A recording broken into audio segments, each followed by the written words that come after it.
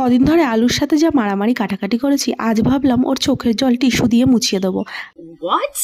আজকে আমি বানাবো ইনস্ট্যান্ট সুপার পটেটো চিপস। 10-5 মিনিটেই তৈরি হয়ে যাবে এই ইনস্ট্যান্ট চিপস, আর এটা খেতেও সুন্দর হয়। প্রথমেই আমি আলুগুলোকে ছাল ছাড়িয়ে তারপর পাতলা পাতলা করে চিপসের মতো করে কেটে নেব। তারপর এগুলোকে জল দিয়ে ভালো করে ধুয়ে নেব। এরপর আমাদের কাজ হবে আলুর চোখের জল মোছা টিস্যু দিয়ে। Oh my god.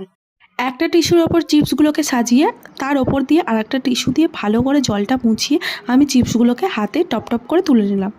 এরপর কাজ হবে এই চিপসগুলোকে আমি একটু করে কর্নফ্লাওয়ার এপিট ওপিট করে মাখিয়ে নেব।